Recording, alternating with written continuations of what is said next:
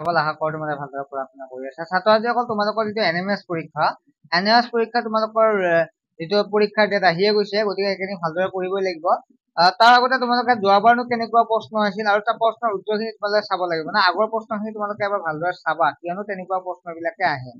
আচলতে যিসকলে online tuition কৰিব বিচাৰে, তোমালোকে আৰু চিন্তা কৰিবই নালাগে। তোমালোকে মই যি পঢ়িব তেনেকৈ পঢ়িলে আগবাঢ়িব পাৰিবা, অৰ্থাৎ 100% পাছ কৰিব পাৰিবা। আৰু যিখন মোৰ ইবুক আছে, ইবুকখনো চাব পাৰিবা, যিখনৰ দাম মাত্ৰ 69। আৰু অনলাইন ক্লাছ যদি কৰিব বিচাৰে 200 দিলে তোমালোকে ইবুকখনো লাভ কৰিব। তাতে তোমালোকে অনলাইন ক্লাছ কৰিলে তোমালোকৰ লাভ কি হ'ব, তোমালোকে নোটছ বিলাক বিচাৰি থাকিব নালাগে, কোনটো কৰিব কি কৰিব। যিহেতু মই 4-5 বছৰৰ পৰা আগৰ পৰা লাগি আছো, গতিকে তোমালোকক কমেন্ট কৰিব যে সেইটো তোমালোকে নিশ্চিত থাকা, মই যিখিনি দিম তোমালোকক কমেন্ট কৰিবই। লগতে তোমালোকক কনচেপ্ট ৱাইজ ভিডিঅ'ৰ জৰিয়তে বুজাই দিয়া হ'ব। তোমালোকৰ যিটো MAT paper mental ability test, লগতে এছএটি পেপাৰ মেথছ খিনি তোমালোকে কিতাপ চাই নোৱাৰা, গতিকে তোমালোকক মই এইখিনি ধুনীয়াকে বুজাই দিব চেষ্টা কৰিম। আৰু মই যোৱাকালি এটা ক্লাছ লৈছোৱে তোমালোকে ডেছক্ৰিপশ্যন লিংকটো আছে, তোমালোকে চাবা। যোৱা বছৰৰ এমএটি পেপাৰখন মই ডিছকাছ কৰিছো। যদি সেইটো ভিডিঅ' বুজি পাইছা, তেতিয়াহ'লে তোমালোকে ক্লাছ কৰিব ল'ব পাৰা। যদি বুজি পোৱা নাই, ল'ব নালাগে, যিহেতু মই যিমান পাৰো বুজাব চেষ্টা কৰিছো।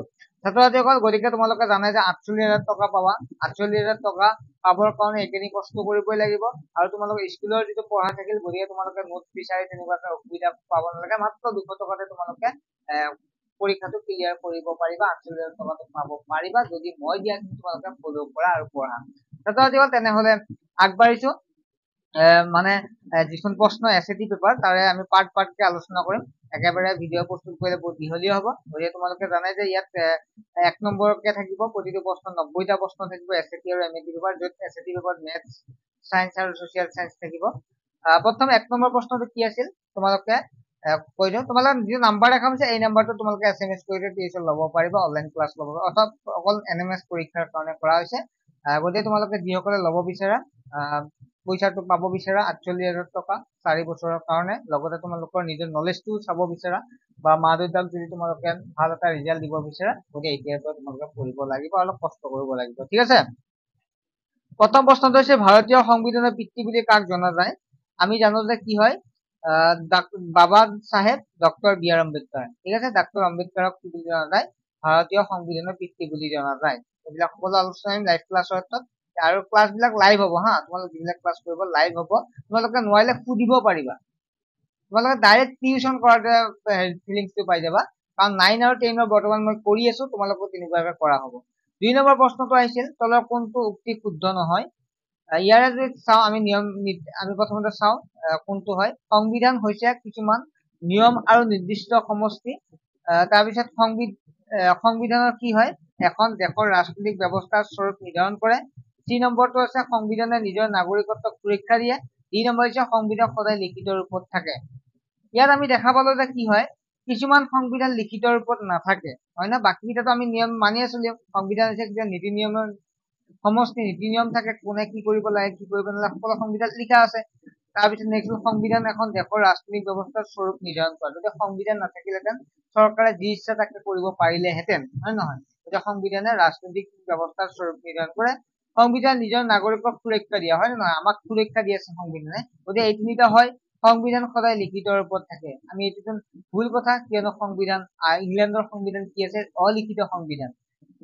গতিকে আমি নিদো, ইয়াৰ শুদ্ধ উত্তৰ হ'ব সংবিধান সদায় লিখিত ৰূপত থাকে। এইটো আমাক অশুদ্ধটো উলিয়াব দিছিল। নেক্সট, যুক্তৰাষ্ট্ৰীয় ব্যৱস্থা কি সূচায়? এখন দেশৰ নিৰ্বাচিত চৰকাৰ, কাৰ্যপালিকা আৰু ন্যায়পালিকা অস্তিত্ব, এখন দেশৰ একাধিক স্তৰৰ চৰকাৰ বুজায়, সংসদ অস্তিত্ব বুজায়। তোমালোকে যুক্তৰাষ্ট্ৰীয় ব্যৱস্থাত যিহেতু তোমালোকে কিতাপত এইটো তোমালোকে কমেন্ট কৰি দিবা। ঠিক আছে, নেক্সট ক্লাছত মই প্ৰথম 5 জনে কমেন্ট কৰে, 5 জনৰ নাম মই উল্লেখ কৰিম আৰু ধন্যবাদ, স্পেচিয়েলি থেংকছ দিম, ধন্যবাদ জনাম। ঠিক আছে, এইটো তোমালোকে উত্তৰ দিবা। নেক্সট ক্লাছত মই উত্তৰটো কৈ দিম, লগতে প্ৰথম 5 জন যিয়ে কমেন্ট কৰিব তেওঁলোকক মই নামবিলাক কৈ দিম। ঠিক আছে, মানে ধন্যবাদ জনাম। 4 নম্বৰটো কি হৈছে, তলৰ কোনটো শুদ্ধ? ধৰ্ম নিৰপেক্ষ হৈছে ৰাষ্ট্ৰৰ কোনো এটা ধৰ্মক পৃষ্ঠপোষকতা কৰা। মানে কি হৈছে, এইটো কি কৈছে? ধৰ্ম নিৰপেক্ষ হৈছে ৰাষ্ট্ৰৰ কোনো এটা ধৰ্মক পৃষ্ঠপোষকতা কৰা, মানে এটা ধৰ্মই থাকিব তেনেকুৱা কোৱা, বা ধৰক হিন্দু ধৰ্মই বা ইছলাম ধৰ্মই তেনেকুৱা পৃষ্ঠপোষকতা কৰা এটা ধৰ্মৰ কথা কোৱা হৈছে। ধৰ্ম নিৰপেক্ষ হৈছে ৰাষ্ট্ৰৰ সৈতে ধৰ্মৰ একত্ৰীকৰণ কৰা। ধৰ্ম নিৰপেক্ষ হৈছে ৰাষ্ট্ৰৰ সৈতে ধৰ্মৰ পৃথকীকৰণ কৰা। ধৰ্মনিৰপেক্ষ হৈছে ধৰ্মীয় স্বাধীনতা অধিকাৰ। ধৰ্মনিৰপেক্ষ হৈছে ধৰ্মীয় স্বাধীনতা অধিকাৰ, গতিকে আমি ডিটো হ'ব ইয়াৰ শুদ্ধ উত্তৰ। ঠিক আছে, নিশ্চয় বুজি পাইছা। ধৰ্মনিৰপেক্ষতা হৈছে ধৰ্মীয় স্বাধীনতা অধিকাৰ, আমাক ধৰ্মীয়ভাৱে স্বাধীনতা অধিকাৰ দিয়ে। ধৰ্মীয় স্বাধীনতাৰ অধিকাৰ, ধৰ্ম আমি যি ধৰ্ম তাক মানে কি কৰে, স্বাধীন দিয়ে। গতিকে নিশ্চয় বুজি পাইছা। 5 নম্বৰটো চোৱা। আমাৰ ভাৰতৰ জনসাধাৰণে ভাৰতবৰ্ষ এখন, ইয়াত তোমালোকে যিটো প্ৰস্তাৱনা আছে, প্ৰস্তাৱনাত লিখা আছে, যদি আমি চাওঁ তেনেহলে সাৰ্বভৌম সমাজবাদী ধৰ্মনিৰপেক্ষ গণতান্ত্ৰিক আৰু গণৰাজ্য ডিটো হ'ব শুদ্ধ উত্তৰ। ঠিক আছে, গতিকে ডিটো হ'ব শুদ্ধ উত্তৰ। এইখিনি লিখা আছে যিটো সংবিধানৰ প্ৰস্তাৱনা, আমি ভাৰতীয় জনসাধাৰণে আমাৰ ভাৰতবৰ্ষ এখন সাৰ্বভৌম সমাজবাদী ধৰ্মনিৰপেক্ষ গণতান্ত্ৰিক গণৰাজ্য। এইবিলাক ধুনীয়াকে মই বুজাই দিম ক্লাছৰ লাইভ ক্লাছত, তোমালোকে চিন্তা কৰিব নালাগে। বৰাইল পৰ্বত অৱস্থিত, আমি যদি ডিষ্ট্ৰিক্ট কেইখন চাওঁ, ডিমা হাছাও আছে, বাক্সা, তিনিচুকীয়া, চিৰাং আছে, ইয়াৰ ডিমা হাছাওটো ইয়াৰ শুদ্ধ উত্তৰ। অৰুণাচল প্ৰদেশ ক'ত অৱস্থিত? আমি যদি চাওঁ আমি মেপখন যদি ডিছকাছ কৰোঁ তেতিয়াহ'লে উত্তৰ পূবত অৱস্থিত ভাৰতৰ, মানে অসমৰ উত্তৰ দিশতো আছে আৰু পূব দিশতো অৱস্থিত, গতিকে আমি চাওঁ বি আৰু বি, চিটো হ'ব শুদ্ধ, এ আৰু বি দুইটা হয়। তোমালোকৰ মেপ যেতিয়া পঢ়াম তেতিয়া সম্পূৰ্ণ বুজাই দিম। তাৰপিছত তলৰ কোনটো উক্তি শুদ্ধ? ডিব্ৰু ছৈখোৱা ৰাষ্ট্ৰীয় উদ্যান ব্ৰহ্মপুত্ৰৰ উত্তৰ পাৰত অৱস্থিত, এইটো ভুল, কাৰণ ব্ৰহ্মপুত্ৰৰ দক্ষিণ পাৰত অৱস্থিত আছে ডিব্ৰু ছৈখোৱা ৰাষ্ট্ৰীয় উদ্যান।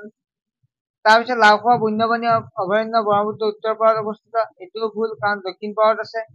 গতিকে কাজিৰঙা ৰাষ্ট্ৰীয় উদ্যান ব্ৰহ্মপুত্ৰ নদীৰ দক্ষিণ পাৰত আছে, গতিকে বিটো হ'ব ইয়াৰ শুদ্ধ উত্তৰ। ঠিক আছে, নেক্সট 9 নম্বৰ হৈছে বৰাক নদী উৎপত্তি কি হৈছে?